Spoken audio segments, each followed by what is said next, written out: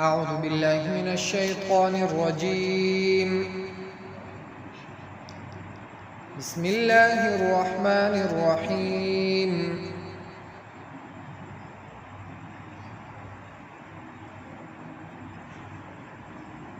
وأما من أوتي كتابه بشماله فيقول يا ليتني لم أوت كتابيه ولم أدر ما حسابيه يا ليتها كانت القاضية. دا قیامت کبرا بیان را روان دی. کم کسانو ته چې په خیل اسبانه اعمال نامه ورکړی شي نو هغه به انتهایی خوشاله او پلویا کامیابی او پلویو مقاماتو کې وي.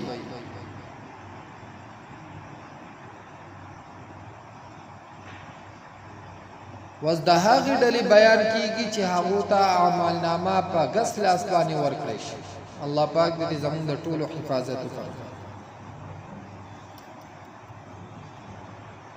فیقول دغه کس به وایي یا لیتنی لم اوت کتابیه، ای افسوس ته مال را چې نوې راکړی شوی عمل نامه زما، چې مال دا عمل نامه زما نوې راکړی شوی. ولم ادر ما حسابیه، ولم اعلم او زه نه پوهېدی چې څه به وي حساب زما. اول دا چې زما عمل نامه مال رسره راکړی شوی دی، او دویم دا چې زه په حساب کتاب رسره نه پوهېدی چې زه خو خبر شوی نه وی چې دا څنګه حالت. ځکه د قیامت په ورځ باندې به هر انسان هغه که په دنیا کې څه تعلیم حاصل کړی او که نه یې حاصل کړی. الله پاک فرمایي د تبا اقرأ کتابک، د تبا وویلی شي چې خپل عمل نامه دا ولول. کفا بنفسک اليوم علیک حسیب، ته په خپله د خپل ځان دپاره حساب کوونکی پوه، د هیڅ چا ضرورت نشته تا ته.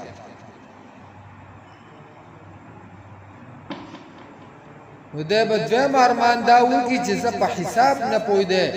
یا لیتها کانت القاضیه، هی ارمان دا چې دا مرګ وی ختمونکی مالا، یعنی دا مرګ دا بس اخیری فیصله وی، د دې نه وروسته بیا حساب کتاب او دا نه بس معامله ختمه شوې وی زموږ په دې مرګ.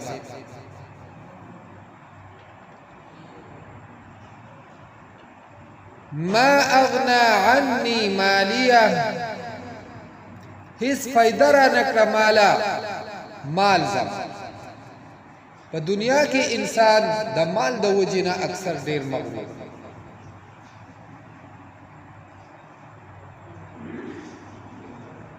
او هر څومره چې د ځان څه حسابوي نو د مال د وجې نه د ځان حساب،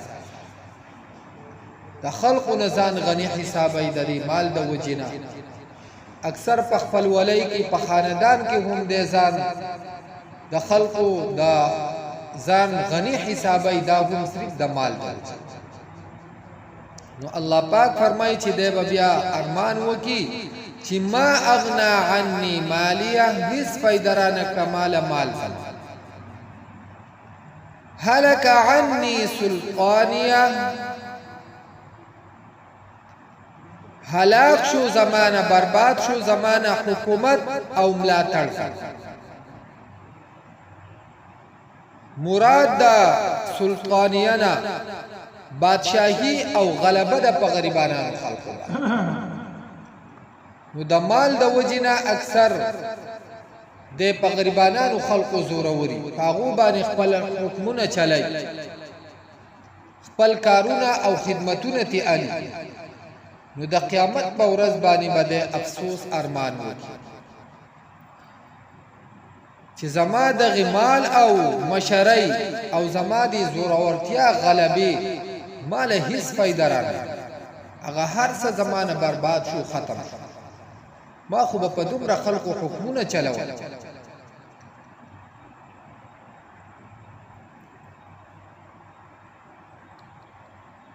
نو وبویلی شي خذوه فغلو، خذوه ونیسئ دلرا، فغلو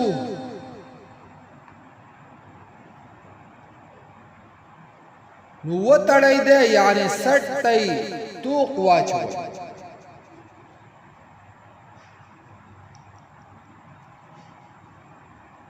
ثم الجحیم صلو، بیا په جهنم کې صلوه ورننه باسي دی، داخل کوي دی په دې جهنم کې، ځکه چې جهنم ته خو به څوک په رضا نه ځي، نه به په خوشحالۍ ځي. نو وبه تړلی شي، خپو ته به یې بیړۍ واچولی شي، لاسونو ته به یې اتکړۍ واچولی شي، په سټ کې به ورته زنځیرونه واچولی شي او جهنم ته به راښکولی شي. نو الله پاک فرمایي خذوه فغلو، ونیسئ دلرا، فغلوه وتړی دی، ثم الجحیم صلوه، بیا په جهنم کې ورننه باسئ دی. الله پاک دې زموږ حفاظت وفرمایي. ثم فی سلسلة، بیا په هغه زنځیر کې ذرعها 70 ذراعا، چې اوږدوالی د هغې 80 ګزه دی.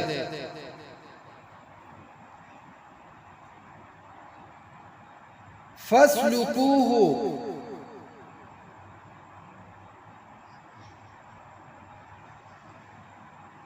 ورننه باسئ دی. دا تړل مجازن معنا، خپل معنا دا ده چې په دې زنځیرونو کې دو اوپیای، لکه څنګه چې تسبیح پرې تار کې پیالی شي.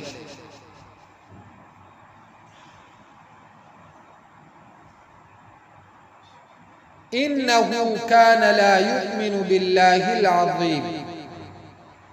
د څه وجې نه دا دومره سخت سزا او په سخت مصیبت او تکلیف کې به د مبتلا کېږي، د دې وجه به څه؟ نو الله پاک فرمایي انه کان لا یؤمن بالله العظیم، یقینا دی و چې ایمان نه لرو په الله پاک العظیم چې لوی شان والا.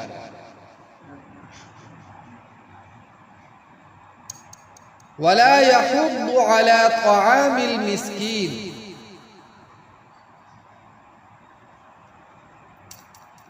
او نه ورکوله تیزی په خوراک د مسکین باندې.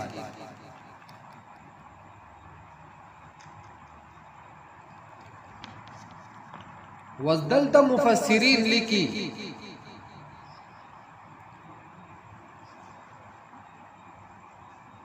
چې الله پاک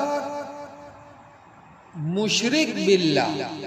هغه کس چې په الله پاک سره شرک،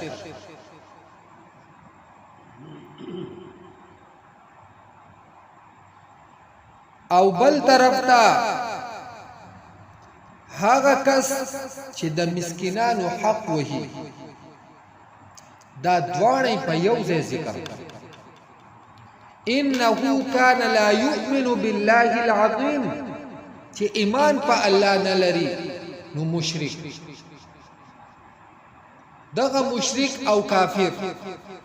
او بل طرف ته ولا يحض على طعام المسكين، چې د مسکینانو حق وهي، دا دواړه یو ځای ذکر کړي. نو مفسرین لیکي چې دی فائدہ دا وکړه چې د الله پاک سره شرک کول د دې تعلق د عقیده سره، او د مسکین حق وهل د دې تعلق د عمل سره. نو په باب د عقیده کې شرک دا ظلم عظیم دی، لوی ظلم دی. او دغه شان په باب د عمل کې اتلاف د حقوق یا عدم ایفاء د حقوق دا ظلم عظیم. چې د بل حق وهل د بل په حق کې کمې کول دا لوی ظلم نور دی وجنا دا دوانه الله پاک یو ځای ذکر کو دا د دې دوانو په منځ کې مناسبت وسمره په جرأت سره مون په دې عمل کې لګیا هر کس زور کوي مشرای چیرې د قوم مشر او مقصد او فائدہ بیا د تدای چې د قوم په نوم باندې د غریبانو او د مسکینانو په نوم باندې د مصیبت زده خلقو په نوم باندې سشه راشي او پدې کې یا نیمه وکما او یا حصہ غول ورکما نو ټول زو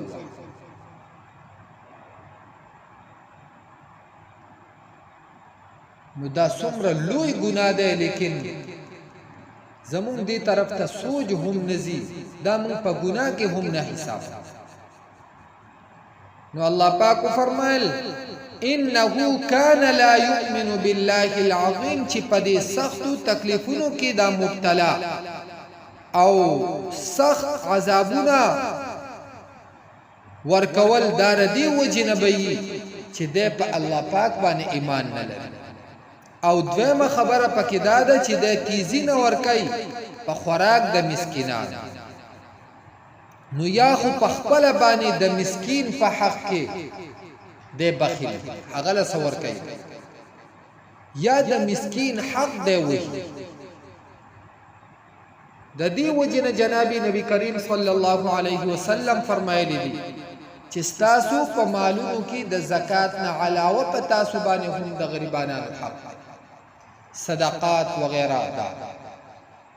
چې د یو مسکین ضرورت ته تا پته ولګي نو ته د هغه سره د خپل وس مطابق ستعاون وکړه دا سينو چې سبا د الله په دربار کې د استا خلاف مقدمه درجه او دغه مال چې ته د مار په شانتي تاو شوی دا ستاسو د پاره وبال جوړ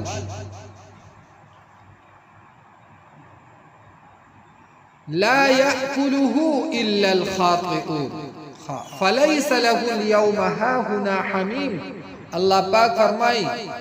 فليس له اليوم پس نشته د پاره نن ورځ هاهنا دلتا حمیم مخلص دوست چې رده سره د زړه نه تعلق او دوستی داسې دوست پر د لپاره ولا طعام او نب خوراک وي د لپاره الا من غسلین مگر د جهنميانو د زخمونو چې کم نوونه او ویني وغیرہ دغه به خوراک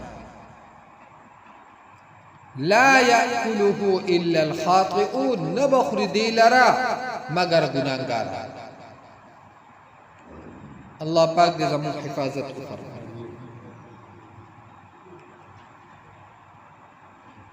قرآن مجید ته ناستا او د دې ذکر دار دې د پاره نو چې موږ صرف پوهه حاصله بلکې ردی مقصد دا دی چې کمن کې کم کمی چې کم از کم هغه موږ د خپل ځانونو نه وباسو او کم چې رانه شوي دا غي په باره کې الله پاک خپل فریاد خپل زاری عجزي او توکو او توبه وباسو ځکه چې الله پاک ته د انسان په عملونو کې دا عمل ډیر خوښ دی چې الله پاک ته انسان خپل عجزي او زاری شروع کی او الله پاک رضا کی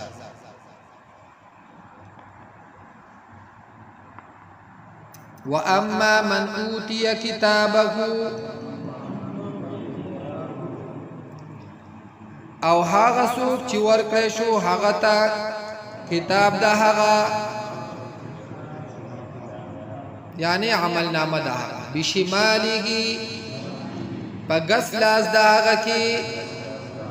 فیقولو پس وایبا یا لیتنی ہائے افسوس تے مالرا لم اوت کتابیا چنوے راکڑے شوے ما تعمل نام زما